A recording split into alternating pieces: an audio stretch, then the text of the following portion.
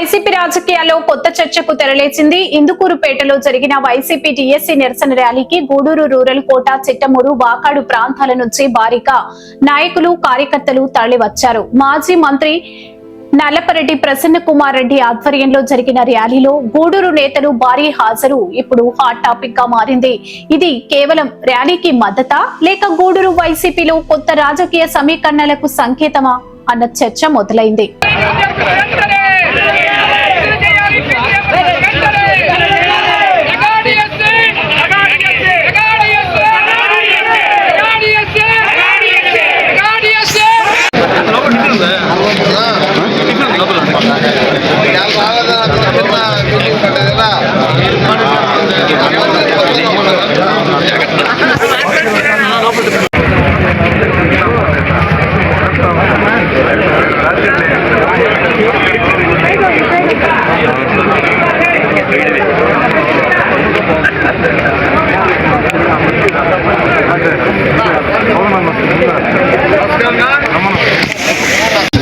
మాజీ ముఖ్యమంత్రి వైఎస్ఆర్ కాంగ్రెస్ పార్టీ అధ్యక్షులు శ్రీ వైఎస్ జగన్మోహన్ రెడ్డి గారు ఇచ్చిన పిలుపు మేరకు డిఎస్సిలో జరిగిన అవకతవకలు, అన్యాయాల మీద ఈరోజు కోవూరు నియోజకవర్గానికి సంబంధించి ఇందుకూరుపేటలో గుణపాటి సురేష్ రెడ్డి గారి ఇంటి దగ్గర నుంచి రాజశేఖర రెడ్డి గారి విగ్రహం వరకు ర్యాలీ నిర్వహించుకున్నాం.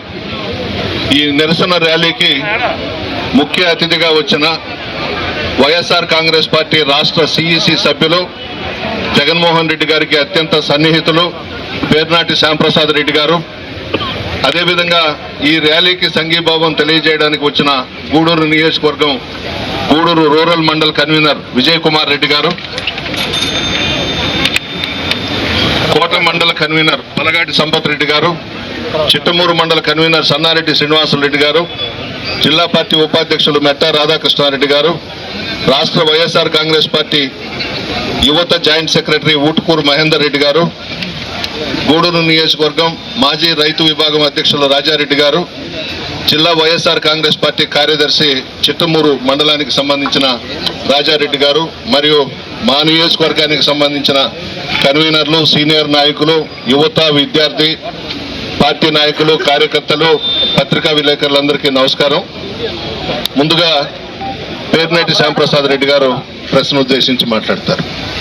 ఇంత కట్టుదిట్టమైన బందోబస్తు, ఇక్కడ వేల మంది జనాలు వచ్చుంటే మీరేదో బందోబస్తు తూటి మంత్రంగా ఇక్కడికి వచ్చి ఫోటోలు తీసుకుంటే మొత్తం ఇంటికి భయపడాలని పోలీసు సోదరులకు మనం చేసుకుంటూ, ఏదేమైనా సరే మీరు ఈ ప్రభుత్వం దిగి వచ్చే వరకు వైఎస్ఆర్ కాంగ్రెస్ పార్టీ పోరాటం జరుగుతూనే ఉంటుంది. ఈ యువత విషయం అయితేనే, విద్యార్థి విషయం అయితేనే, అట్టి ఉపాధ్యాయుల విషయం కూడా తప్పకుండా మా అధినాయకుడు జగన్మోహన్ రెడ్డి గారు ఏ బాట వేసి ఆ బాటలో నడిచి కోవూరు నియోజకవర్గంలో మరి వైఎస్ఆర్ కాంగ్రెస్ పార్టీ ఇన్ఛార్జి మాజీ మంత్రులు, గౌరవనీయులు పెద్దలు నల్లపరెడ్డి గారి ప్రసన్న కుమార్ నేతృత్వంలో ఈ నియోజకవర్గంలో ఏ కార్యక్రమం జరిగినా కానీ దిగ్విజయంగా చేయడానికి వచ్చినటువంటి, ఇక్కడికి వచ్చినటువంటి యువతకి, కార్యకర్తలకి, సీనియర్ పార్టీ నాయకులకు, మరి ముఖ్యంగా గూడూరు నుంచి వచ్చినటువంటి నాయకులందరూ కూడా ప్రత్యేక ధన్యవాదాలు తెలుపుకుంటూ, ఇక్కడ ఉన్నటువంటి కన్వీనర్లకు, ప్రతి ఒక్క పాత్రికేయ సోదరులకు అందరికీ ప్రత్యేక ధన్యవాదాలు తెలుపుకుంటూ సెలవు తీసుకుంటాం. జై హింద్.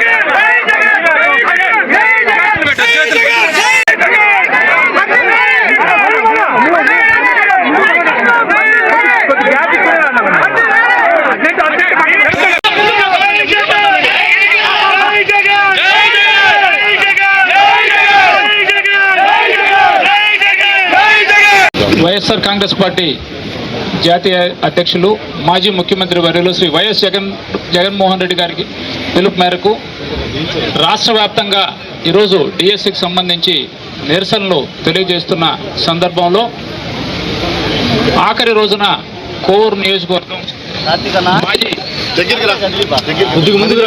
మాజీ మంత్రివర్యులు వైఎస్ఆర్ కాంగ్రెస్ పార్టీకి ఆది నుంచి కూడా జగన్మోహన్ రెడ్డి గారి వెన్నంటూ ఉండి ఈరోజు కోవూరు నియోజకవర్గంలోనే కాక జిల్లాలో తిరుగులేని నాయకుడిగా పిలువబడుతున్నటువంటి మా సోదరులు నలుపురెడ్డి ప్రసన్న కుమార్ రెడ్డి గారి సారథ్యంలో ఇందుకూరుపేట మండలంలో గుణపాటి సురేష్ అన్న గారి ఇంటి వద్ద నుంచి ఈరోజు నిరసన ర్యాలీ కార్యక్రమాన్ని నిర్వహించుకోవడం జరిగింది. ఈ కార్యక్రమానికి గూడూరు నియోజకవర్గానికి సంబంధించి మమ్మల్ని అందరినీ కూడా పార్టీ మండల కన్వీనర్లు కావచ్చు, రాష్ట్ర జాతీయ బాధ్యతలు ఉన్న కార్యకర్తలందరినీ కూడా ఈ కార్యక్రమానికి ఆహ్వానించడం, ప్రత్యేకంగా ప్రసన్న అన్నకి ధన్యవాదాలు తెలియజేసుకుంటున్నాం. ఈరోజు రాష్ట్రంలో మీకు అందరికీ తెలుసు 6 సూత్రాలు పాటిస్తామని చెప్పి అధికారంలోకి వచ్చినటువంటి చంద్రబాబు నాయుడు గారు విద్యార్థులకు అన్యాయం చేయడం, అదేవిధంగా డిఎస్సి పేరుతో దగా చేయడం మనం అందరం చూస్తూ ఉన్నాం.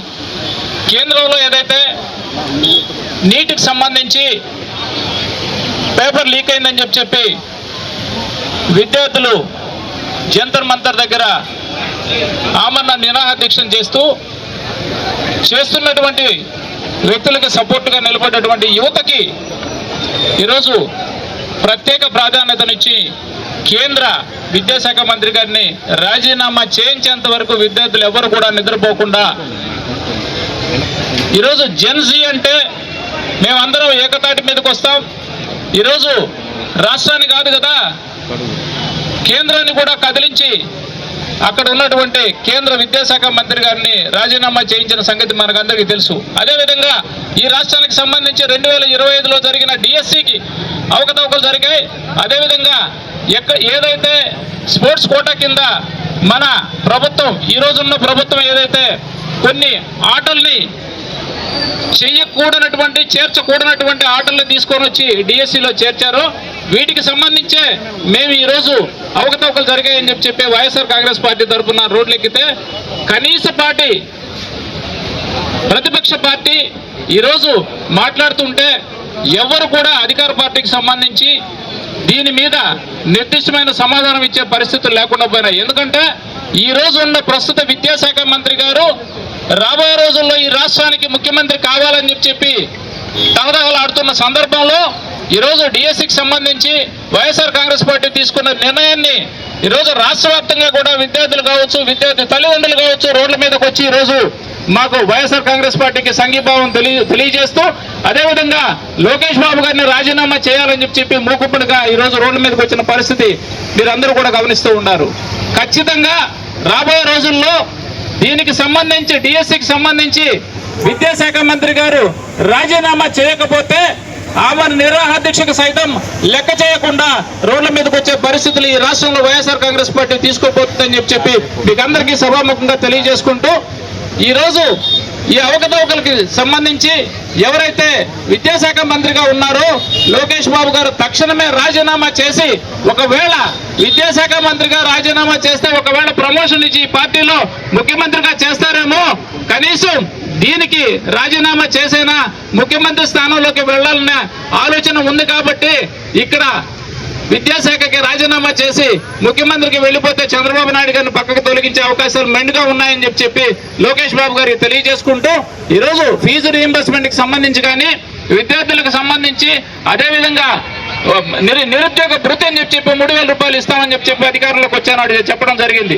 ఈరోజు నిరుద్యోగ భృతి లేదు, ఫీజు రీయింబర్స్మెంట్ లేదు, అదేవిధంగా డిఎస్సికి సంబంధించి అనేక అవకతవకలు జరిగితే వీటికి సంబంధించి ప్రశ్నిస్తుంటే కనీసం విద్యాశాఖ మంత్రి గారు మీడియా సమక్షంలో కానీ లేదా రాష్ట్ర వ్యాప్తంగా విద్యార్థులకు సంబంధించి కానీ ఒక మీడియా సమావేశం పెట్టే ధైర్యం లేక ఈరోజు అందరూ కూడా ఈ కార్యక్రమాలను అడ్డుకునే ప్రయత్నాలు చేస్తున్నారు.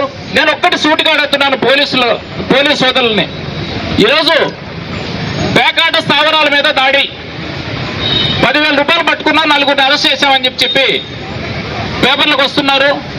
మీడియాలో ఎవరో ఎక్కడో మారుమూల ప్రాంతాల్లో చెట్ల కింద ఆడుకున్న వాళ్ళని తీసుకొని వచ్చి ఈరోజు అరెస్టు చేసి బైండ్ ఓవర్ కేసులు బనాయిస్తూ ఉన్నారు. పోలీసు సోదరులకు ఒక్కటి చెప్తున్నా, అన్నా మీరు దయచేసి ఇంకా పేకాట స్థావరాల మీద దాడి చేయాల్సిన అవసరం లేదన్నా, ఎందుకంటే జీవోలోనే పొందుపరిచారు, పేకాట ఆడే వాళ్ళకు కూడా డిఎస్సీలో ఉద్యోగాలు ఇస్తున్నామని చెప్పి ఈ ప్రభుత్వం ఏదైతే ఉందో, ఈ రోజు మీరు ఏ ప్రభుత్వంలో అయితే మీరు పోలీసు ఉద్యోగాలు చేస్తున్నారో వాళ్ళే ఇవ్వడం జరిగిందన్న. ఎందుకన్నా అనవసరంగా ఎక్కడో మారుమూల ఎవరికి తెలియకుండా గ్రామాల్లో కుటుంబాలకు తెలియకుండా పేకాట ఆడుకున్న స్థావరాల మీద దాడి చేయాల్సిన అవసరం లేదు. అఫీషియల్ గా జీవోలోనే ఇచ్చున్నారు, పేకాట ఆడే వాళ్ళకు కూడా డిఎస్సీలో ఉద్యోగాలు ఇస్తామని చెప్పడం జరిగింది. సో వీటన్నిటి మీద ఈరోజు వైఎస్ఆర్ కాంగ్రెస్ పార్టీ రోడ్ల మీదకి వచ్చి పోరాటం చేస్తుంది. విద్యార్థులు అదేవిధంగా ఉపాధ్యాయ ఉద్యోగులు రాని వాళ్ళ కోసం మేము ఆమన్న నిరాహార దీక్షలు సైతం రోడ్ల మీదకి వచ్చేదానికి సిద్ధంగా ఉన్నామని చెప్పి మీ ద్వారా తెలియజేసుకుంటూ మరొకసారి లోకేష్ బాబు గారిని ఈ విద్యా వ్యవస్థకు సంబంధించి సబ్జెక్టు ఉంటే ఒకసారి ఆయన్ని మాట్లాడి ఈ అవకతవకలకు సంబంధించి నిర్దిష్టమైన సమాధానం చెప్పవలసిందిగా ఈరోజు ఈ కోవూరు నియోజకవర్గం నుంచి ఇందుకూరుపేట మండలం నుంచి మేము డిమాండ్ చేస్తూ ఉన్నాం. దీనికి మేము కోరేది ఒకటే, నిజంగా వాళ్ళు పొందుపరిచిన జీవోలో ఎటువంటి అవకతవకలు లేకపోతే ఈరోజు YSR Congress party demand CBI విచారణ. కాంగ్రెస్ పార్టీ రాష్ట్ర అధ్యక్షులు మాజీ ముఖ్యమంత్రి వర్యులు శ్రీ వైఎస్ జగన్మోహన్ రెడ్డి గారి ఆదేశాల మేరకు ఇటీవల 6వ తేదీ నుంచి నిరసన దీక్షలు అయితేనేమి ఈ రోజు జరుగుతున్నటువంటి 170 నియోజకవర్గాల్లో ఈ యొక్క ర్యాలీ ఏర్పాటు చేసి తద్వారా కూట ప్రభుత్వం చేసినటువంటి కార్యక్రమాలను కూడా మరి ప్రజలకు తెలిసే విధంగా కూడా ఈ కార్యక్రమానికి శ్రీకారం చుట్టడం జరిగింది. మరి మేము చేసింది ఏంటంటే నిర్దిష్టంగా 3 డిమాండ్లపై ఈ కార్యక్రమం చేపట్టడం జరిగింది. ఒకటి మెగా డిఎస్సీ అయితేనేమి, రెండవది వచ్చేసి మరి ఏదైతే ఎలక్షన్ ముందు మీరు మేనిఫెస్టోలో పెట్టి యువతకు 20 లక్షల ఉద్యోగాలు లేని పక్షంలో తక్షణమే జూన్ 24 నుంచే ప్రతి ఒక్కరు కూడా నిరుద్యోగ భృతి 3,000 ఇస్తామని చెప్పారు. మరి మూడవది ఆనాటి దివంగత ముఖ్యమంత్రి డాక్టర్ వైఎస్ రాజశేఖర రెడ్డి గారు ప్రవేశపెట్టిన ఫీజు రీయింబర్స్మెంట్. మరి ఎంతో మంది పేద విద్యార్థులు ఈరోజు మరి మంచి ఉద్యోగాలు చేస్తున్నారంటే విద్యను అభ్యసించి ఆ రోజు పేదలకి విద్యుత్ దూరం కాకూడదు, అదేదో నా ప్రభుత్వం భరిస్తుందని ఫీజు రీయింబర్స్మెంట్ ప్రవేశపెట్టారు. తనేడు 5 సంవత్సరాలు కూడా ఫీజు రీయింబర్స్మెంట్ చక్కగా చెల్లిస్తూ మరి ఈ రాష్ట్రంలో విద్యకి పెద్దపీట వేస్తూ మరి రాష్ట్రంలో ఎన్నో లేనటువంటి విద్యకి ఎన్నో శ్రీకారాలు చుట్టి అమ్మఒడి మొదలుకొని నాడు నేడైతేనేమి, విద్యా కానుక, విదేశీ కానుక అయితేనేమి, వసతి దీవెన, విద్యా దీవెన ఎన్నో ప్రవేశపెట్టాడు. ఎందుకంటే ఈ రాష్ట్రం అభివృద్ధి చెందాలంటే విద్య ద్వారా అభివృద్ధి చెందాలి, తద్వారా రాష్ట్రం అభివృద్ధి చెందాలని ఒక మంచి ఉద్దేశంతో మంచి నిర్ణయం తీసుకున్నటువంటి మహా నాయకుడు వైఎస్ జగన్మోహన్ రెడ్డి గారు. మేము అడిగేది ఒకటే, డిఎస్సీలో తొలి సంతకం చేసేవయ్యా, మరి వచ్చేసి ఈ దగా కార్యక్రమానికి శ్రీకారం చుట్టారు. దీన్ని మీరు ముందుకు వచ్చేసి ఏం జరిగిందో విధి విధానాలను మీరు చెప్పాల్సిన బాధ్యత మీకు ఉందని చెప్పేసి సంబంధిత మంత్రి గారిని కోరుతా ఉన్నాం. లోకేష్ బాబు గారు ఆయన చదువుకున్నటువంటి తీరుతెన్నులు తెలుసు, ఆయనకు వచ్చేసి విద్యాశాఖ మంత్రి ఇచ్చారు కాబట్టి విద్యకి సంబంధించినటువంటి డిఎస్సీ అయితేనేమి, పిల్లలకి బకాయిలు చెల్లించే విషయంలో కూడా ఈ రాష్ట్రం ఈ విధంగా వెనకబడిపోవడానికి కారణం ఏందో అడుగుతా ఉన్నాం. నిన్న ఒక ఆయన మాట్లాడాడు బుచ్చిరెడ్డిపాలెంలో 77 జీవో మరి వైఎస్ఆర్ కాంగ్రెస్ పార్టీ 2023లో ఇచ్చిందని. 73 జీవో గురించి ఆయనకి తూతా తెలియకుండా ఉన్నటువంటి పరిస్థితి. అంటే వర్టికల్ గా ఉన్నటువంటి దాన్ని హారిజాంటల్ గా ఇచ్చారంటే వర్టికల్ గా తీసేసినట్టు కాదు. వర్టికల్ అంటే ఎస్సీ, ఎస్టీ, బీసీ, మైనార్టీకి సంబంధించిన రిజర్వేషన్. ఆర్టీగా ఇప్పుడు ఆర్టిజన్ మీరు ఇచ్చినటువంటి ఇప్పుడు జీవో మేము ఇచ్చింది ఏంటంటే అందరికీ సమానత్వంగా ఏ క్యాస్ట్ వచ్చినా సరే దాంట్లో మహిళ ఉండాలి, వికలాంగులు ఉండాలి, మరి ఎవరైతే స్పోర్ట్స్ కోటా ఉండాలని ఉద్దేశంతో ఇచ్చినటువంటి జీవో ఇది. మీరు పెట్టినటువంటి జీవో నెంబర్ 4, జీవో నెంబర్ 47లో ఇక్కడ లేని క్రీడలను తీసుకొచ్చి 30 క్రీడలు ఉంటే 54 క్రీడలుగా పొందుపరిచి తద్వారా వచ్చేసి ఏదైతే శాప్ ద్వారా కొన్ని నకిలీ సర్టిఫికేట్లు పొందుపరిచి మరి ఎగ్జామ్ రాయకుండా టెట్ రాయిపోయినా, డిఎస్సీ రాకపోయినా కానీ బీఈడి చేయకపోయినా సరే వీళ్ళు మరి ఉపాధ్యాయులుగా అర్హులు అవుతారని చెప్పి ఇచ్చారు ఉద్యోగాలు. దాని గురించి అడుగుతున్నాం నాయన. మీరు ఏదో తీసుకొచ్చి ఈ యొక్క 77 జీవో అంటే 77 జీవోలలో కులంకరేశ్వరం కానీ చదువుకుంటే ఆ జీవోలోని ఎలాంటి ఎగ్జామ్ రాయకుండా ఉద్యోగం వస్తుందని చెప్పి అబద్ధాలు చెప్తారు. అది కాదు జీవో. మేము జీవో నెంబర్ 4, జీవో నెంబర్ 47 గురించి అడుగుతా ఉన్నాం. దీనివల్ల ఈ రాష్ట్రంలో బాగా చదువుకున్నటువంటి ఎంతో మంది కష్టపడి ఈ టెట్ రాసేసి బీఏ చదువుకొని డిఎస్సికి అపేర్ అయినటువంటి వాళ్ళు చాలా మందికి ఉద్యోగాలు రాక చాలా మంది ఇబ్బంది పడుతూ ఉన్నారు. మీరు ఎందుకు చేస్తున్నారంటే మా అధినాయకుడు జగన్మోహన్ రెడ్డి గారిని ఉద్యోగంలో ఇబ్బంది పడి ఉద్యోగ అర్హులై ఉద్యోగం రానటువంటి 100 మంది పోయేసి కలిసినారు. మరి 1135 మంది ఆల్రెడీ ఇప్పటికి కూడా మీ స్టేట్ లో ఉన్నటువంటి ప్రిన్సిపల్ సెక్రటరీ గారు చెప్పారు గ్రీవెన్స్ ద్వారా వీళ్ళందరూ మాకు అప్లై చేసుకుంటారని. మరి 100 మంది పైగా న్యాయస్థానాలు ఆశ్రయించున్నారు. ఇటువంటి కార్యక్రమంలో మరి మీరు తొలి సంతకం చేసి మరి ఈ రాష్ట్రంలో ఉన్నటువంటి ఏదో మేము సాధించామని చెప్పుకున్నారే, మరి దీన్ని అనుకున్నటువంటి లోతుబాట్లు ఒకసారి గుర్తు చేస్తూ దీని ద్వారా అయినా రాబో రోజుల్లో కూడా ఇంకా ఎన్నో కార్యక్రమాలు చేపట్టినా కానీ అన్ని చీకటి ఒప్పందాలు అది కార్యక్రమాలు జరుగుతున్నాయి. కాబట్టి మా దగ్గర ఆడియోలు ఉన్నాయి, మీకు కావాల్సిన డాక్యుమెంట్ ఎవిడెన్స్ ఉందని చెప్తే దాని ముందుకు వచ్చి మాట్లాడే మగోడు ఒకరు లేరు. నేను ఏదో 2 తూతూ మంత్రాలుగా జూనియర్ నాయకుల చేత మాట్లాడించారు. మేము చెప్తాను, ఒకటే మాట చెప్తాను, మేము ఫీజు రియంబర్స్మెంట్ మీరు చెప్పలేదా ఎలక్షన్లో, మరి నిరుద్యోగులు మీరు చెప్పలేదా, డిఎస్సి గురించి మీరు చెప్పారు, మేము బ్రహ్మాండం చేసామంటున్నారు, మీరు చేయలేదన్నారు కదా, అదే నిరూపించండి. కేవలం దానికోసం కదా మేము ఇంత కష్టపడి జగన్మోహన్ రెడ్డి గారి ప్రభుత్వంలో ఏదైనా కానీ విద్యార్థి కానీ యువత కానీ మహిళ కానీ రైతులు కానీ రోడ్డు మీదకి వచ్చారా? మీరు చేసినటువంటి కార్యక్రమాలు మీరు చెప్పి అబద్ధాలు చెప్పి అధికారంలోకి వచ్చి ఈరోజు మరి ఈ రాష్ట్రంలో ఉన్నటువంటి ప్రతి ఒక్కరిని రోడ్డు మీద తీసుకొచ్చిన తర్వాత కూటమి ప్రభుత్వం. ఇప్పుడు మనం ఏదో ఆఫ్ఘనిస్తాన్ పాకిస్తాన్ వాళ్ళకి ఎరగపోయినట్టు మా అన్నల పోలీసులు పైన చూడు ఎన్ని డ్రోన్లు ఎగరేస్తున్నారు. మరి ఎగరేసింది ఏమో ఎగరేయరు, మరి ఇక్కడికి వచ్చి ఏదో ఎగరేసుకొని ఏదో చేస్తా ఉంటారు. మేము చెప్పాయా మేము నిరసన ర్యాలీ జరుపుతున్నాం, మనం చేసిన కూడా నిరసనగా దీక్షలు చేసాం. ఈ రాష్ట్రంలో ఎక్కడ కూడా ఏదైనా ఒక చిన్న అవాంఛనీయ సంఘటన జరిగిందా? మా అధినాయకుడు జగన్మోహన్ రెడ్డి గారు మాకు ఇది నేర్పించాడయా? మీలాగా చేసే పరిస్థితులు మీ లాంటి ఈ యొక్క కూటమి ప్రభుత్వ నాయకులు చేసిన కార్యక్రమాలు కాదు. ఏదైనా సరే వీటి ద్వారా మా మీద కేసు పెట్టడానికి ఇవన్నీ చేస్తూ ఉంటాం. మేము వాటికి భయపడేవాళ్ళం కాదు. ఆల్రెడీ కేసులన్నీ పెట్టించుకున్నాం, జైలు కూడా పోయిస్తున్నాం, కానీ దానికి ఏం భయపడం. కాబోతే